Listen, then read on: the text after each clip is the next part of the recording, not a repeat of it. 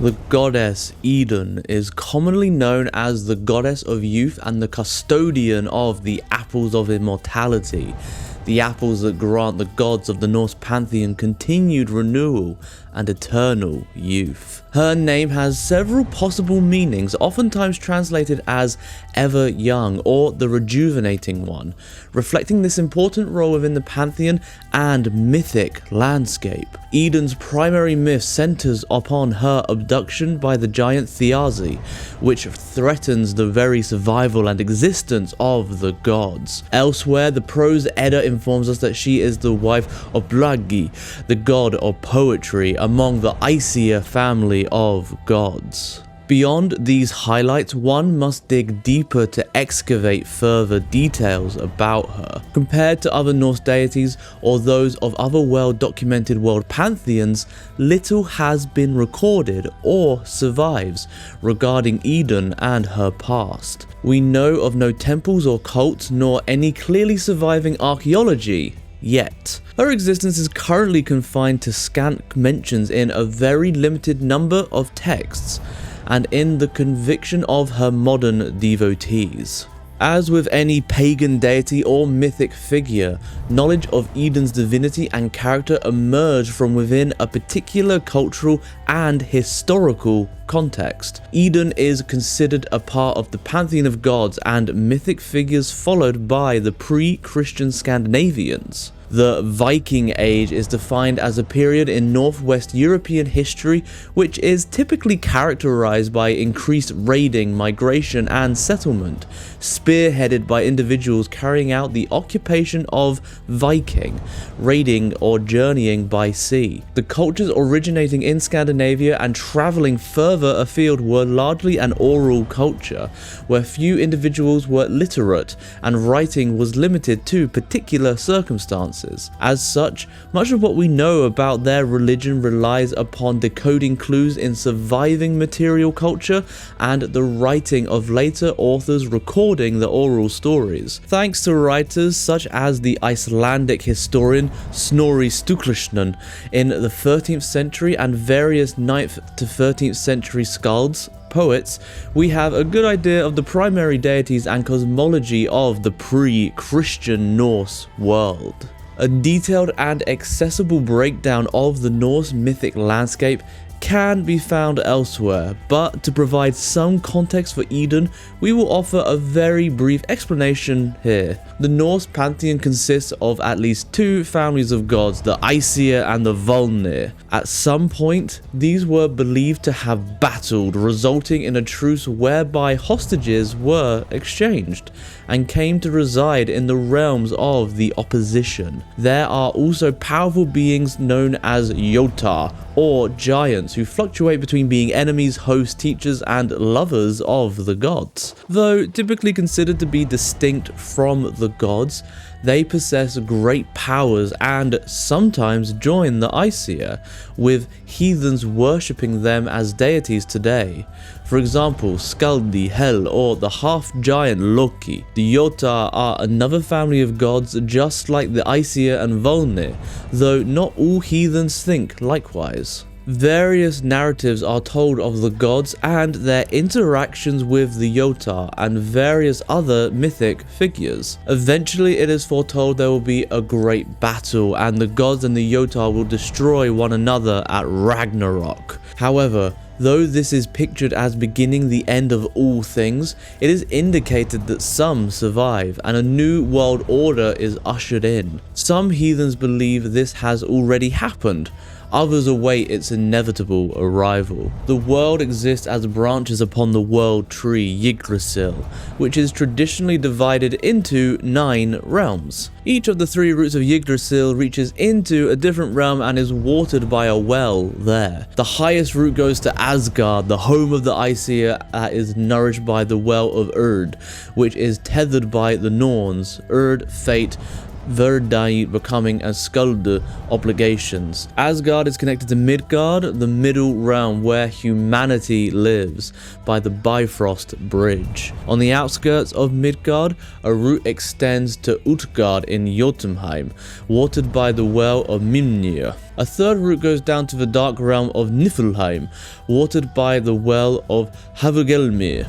Below this is Helheim, though sometimes located within Niflheim, which is the home of Hel and the dead who did not fall in battle, who otherwise go to the halls of Odin and Freyr in Asgard and Vanaheim, the home of the Volnir. Other realms which are recorded include Muspelheim, home of the fire giants, Svartalheim, home of the dwarfs and dark elves, and Alfheimr, home of the light elves. Returning now to the historical attestation of Idunn as a figure within this mythic landscape, the most prominent surviving texts featuring Idunn come from the 10th century poem Huistlong and the 13th century poetic and prose Eddas, the latter of which was written by the Snorri Sturluson. Though written after the Viking Age, it is generally believed that these record pre-Christian stories. This late post-pagan record is the case for the majority of figures we know from Norse mythology today. However,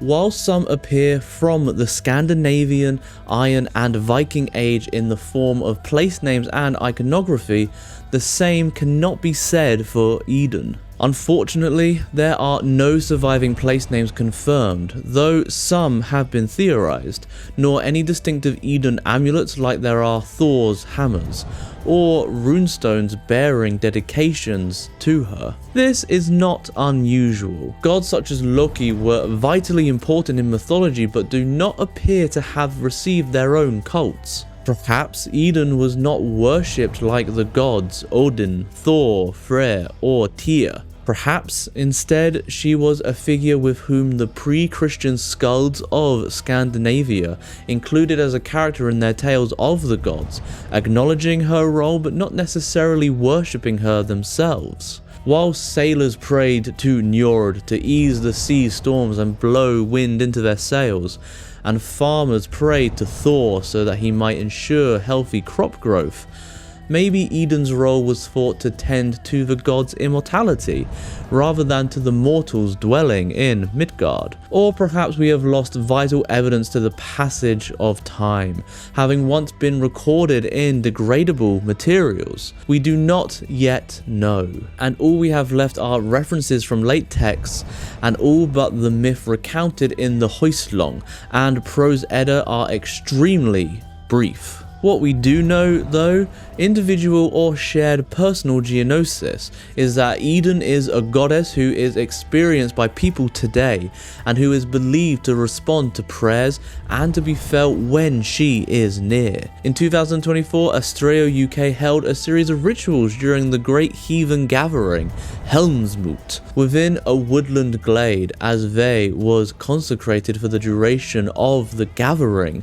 functioning as an outdoor temple of the gods and a venue for communal rituals, and Blota, a circle of altars dedicated to various deities, surrounded the space, and during the opening ritual, god posts bearing the images of their respective gods and goddesses were carried in, one by one. Following the communal chanting of Idunn's name, the celebrant lifted Idunn's image aloft and called out to her, "Hail Idunn, orchardess, she who keeps the gods young, she who is as strong as trees and as sweet as the fruit upon them. Be our guest this weekend. Sit with us in our honored spaces. Hail Idunn."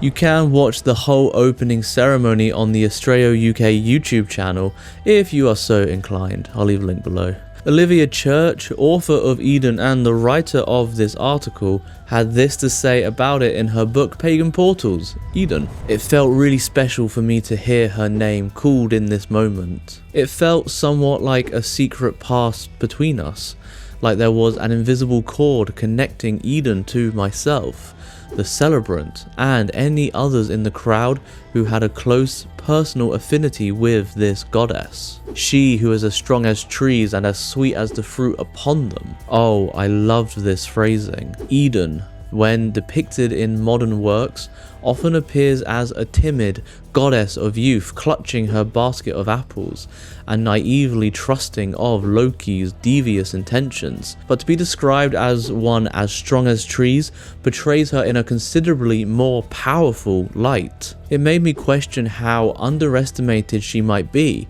because of her sweetness and youthful appearance. I too have always been underestimated because of my short stature and conflict avoiding gentleness, which is somewhat easing as I grow older and more disgruntled. Once the Vey was opened, attendees were free to visit throughout the gathering, and so, of course, I spent some time at Idunn's altar. At several points over the weekend, the same celebrant went around offering out apples and playful challenges to attendees, inviting them to engage with their inner child, a good way to sustain a youthful countenance. Though I had already been reading about Idunn for a few years by this point, the weekend confirmed that I felt a special pull towards Idunn, and it was time to celebrate this more fully.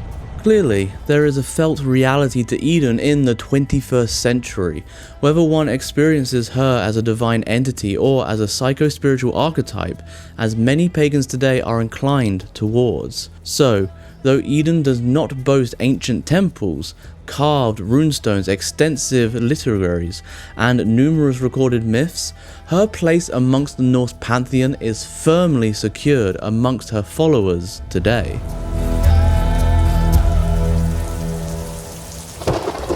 If you want to learn more about Idunn, then please take a look at our book, Pagan Portals Idunn by Olivia Church, who also provided the words for this video. The goddess Idunn is commonly known as the goddess of youth and custodian of the Apples of Immortality, the apples that grant the gods of the Norse pantheon continued renewal and eternal youth. Her best known and only myth details how she was abducted by a giant and how the gods fought hard to retrieve her and her much needed apples. Beyond this, one must dig very deep to excavate any further information about her. This introductory book outlines everything we know about Idunn from historical sources, as well as what we, her modern devotees, have learned from experiencing her in the modern day. It's available from Moonbooks Publishing. Thank you so much for watching. A special thank you to our members. You too can become a member and gain early access to videos just like this one. Hit the join button for more information. Subscribe for weekly videos, ring the bell for notifications, and we will see you